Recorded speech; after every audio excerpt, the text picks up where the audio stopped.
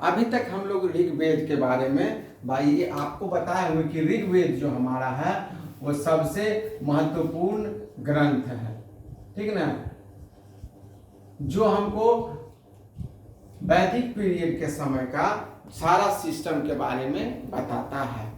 ठीक, अब देखिए अभी हम लोग बात कर लिए इसमें क्या क्या कितना सूक्त ये कितना मंडल है, कितना सारा कुछ अभी तक, कितनी कौन से देवता का कौन से सिस्टम का कितनी बार चर्चा मुख्य रूप से किया गया है, जो मुख्य है। अब हम लोग बात करेंगे कुछ प्रमुख मंत्र के बारे में, जो कि गायत्री मंत्र जो कि ऋग्वेद से लिया गया है। तो सबसे पहले एक चीज हम लोग पढ़े अस्तो मा सद्गमय तमसो मा ज्योतिर्गमय, है ना। ये जो है बेसिकली ये जो लिया गया है वो कहां से लिया गया है, वो ऋग्वेद से ही लिया गया है। ठीक, अब इसमें देखिए, इसमें जो भीषक जो है, ठीक ना, भीषक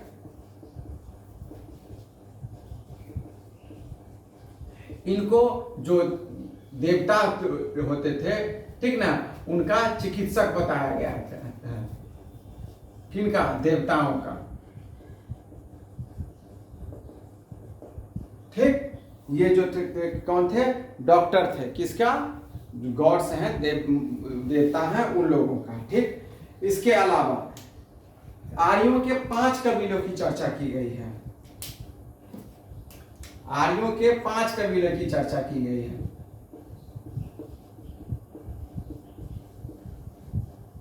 तो आर्यों के 5 कबीले कौन कौन थे, ये पुरु थे। ठीक, इसके अलावा यदु, तुर्वसु, है ना, इसके अलावा अनु, द्रह्यु, है ना, ये सब जो थे आर्यों के 5 कबीले थे।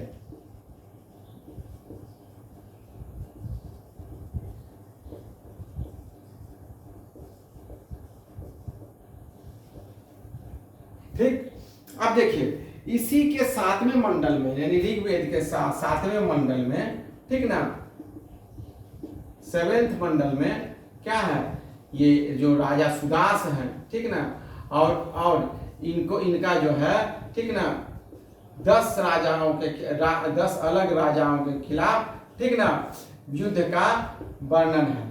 हालांकि कुछ जगह बताया गया है कि ये जो राजा थे ये डेमोक्रेटिक सिस्टम से थे और ये पूरा ये यहाँ किंगडम का सिस्टम था, ठीक ना। तो राजा सुदास जो है ये 10 राजाओं को हराए थे, ठीक ना। ये 10 राजाओं को हरा करके इसको दशराज्य युद्ध भी कहा जाता है उसमें, है ना, दशराज्य युद्ध भी कहा जाता है। ठीक, इसमें सुदास जो है 10 राजाओं को हराए थे। ठीक, और ये जो हराए थे वो परुष्णी नदी के पास,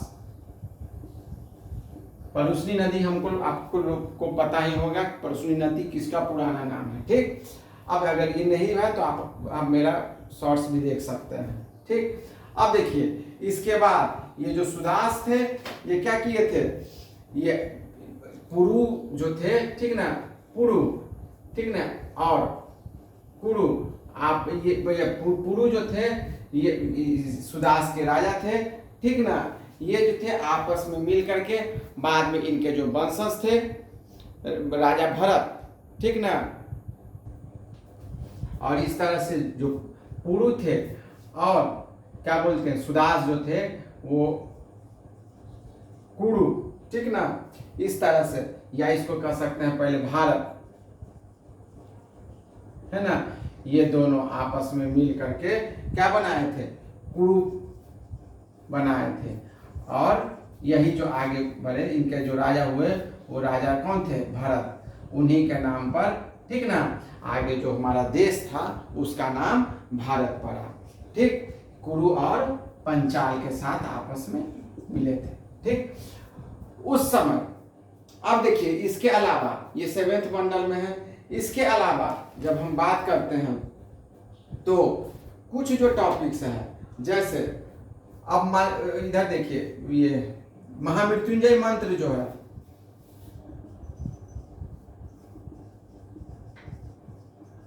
ठीक, ये भी कहां से लिया गया है, ये भी ऋग्वेद से लिया गया है।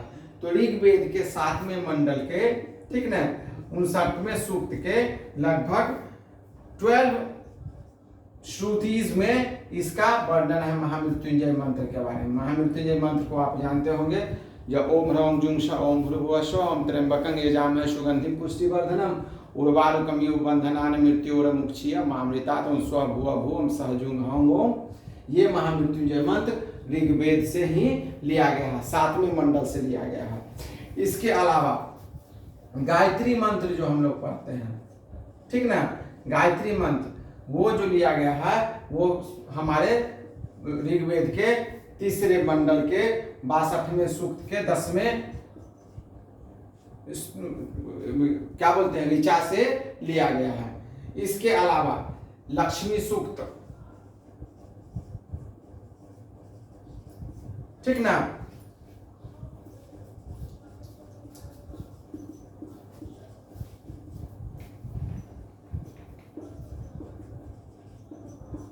ठीक, इसके अलावा नासदीय शुक्र सूक्त,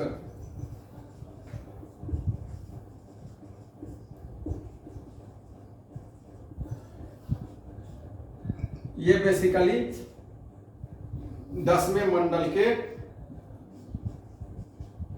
129 सूक्त और क्या बोलते हैं 1 से लेकर के 7 ऋचा के बीच इसका वर्णन है नासदीय सूक्त का। उसके बाद विवाह मंत्र सूक्त जो है, ठीक ना, ठीक ना, यानी कि मैरिज का जो हाइम्स होता है, मतलब मंत्र जो होता है, उसके बारे में जो चर्चा है वो 10वें मंडल के 58वें सूक्त में 1 से लेकर के 47 तक का इसका चर्चा दिया हुआ है, ठीक ना। इसके अलावा हिरण्यगर्भ सूत्र, हिरण्यगर्भ सूत्र के बारे में भी 10वें मंडल में इसका चर्चा है, ठीक ना।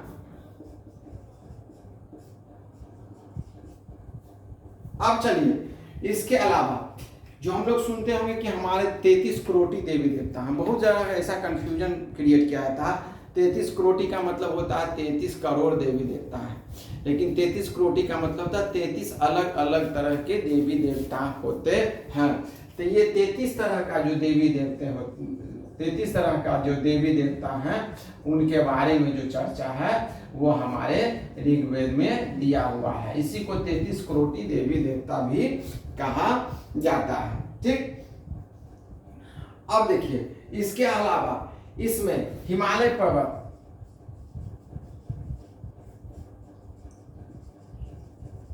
हिमालय और उसका एक पीक चोटी जिसको मुंजवत कहा जाता है,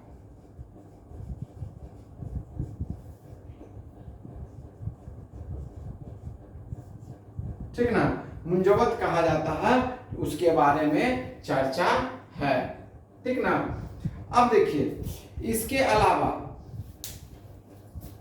ऋग्वेद में, इसके अलावा ऋग्वेद के 10वें मंडल के नदी सूक्त में, 10वें मंडल के नदी सूक्त में है ना कुछ पवित्र नदियों का जिक्र किया गया है, ठीक ना, जिसको सबसे पहले हम लोग शब्द सिंधु के रूप में जानते हैं।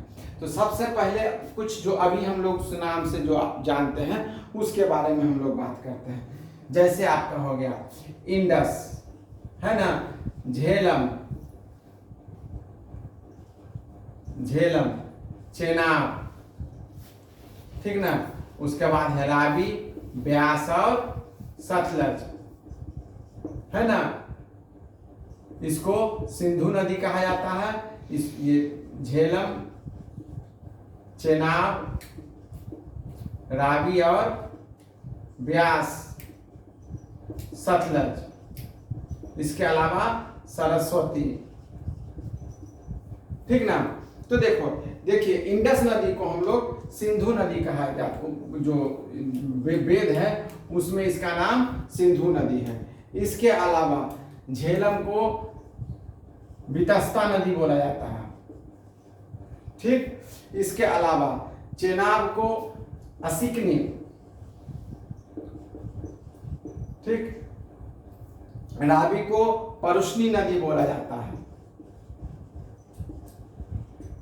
व्यास को विपास और सतलुज को शातुद्री बोला जाता है, शातुद्री, ठीक, इसको परुष्णी, ठीक, इसको वितस्ता, इसको अशिकनी बोला जाता है। इसमें इंडस नदी को सबसे पवित्र माना जाता था। दूसरे सबसे बड़ी नदी जो सरस्वती को भी सबसे पवित्र माना जाता है।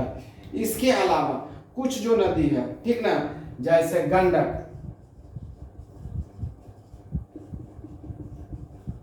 गंडक को सदा नीरा कहा जाता था। इसके अलावा काबुल नदी है, इसको कुभा बोला जाता था, ठीक, हमारे वैदिक ऋग्वेद में, ठीक। इसके अलावा स्वात रिवर जो है उसको सुवस्तु बोला जाता था, ठीक। ये सब जो नदी,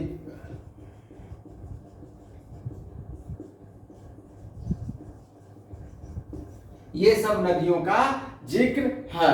इसके अलावा गंगा जो नदी है, शुरू से ही इनका गंगा नाम था, ठीक।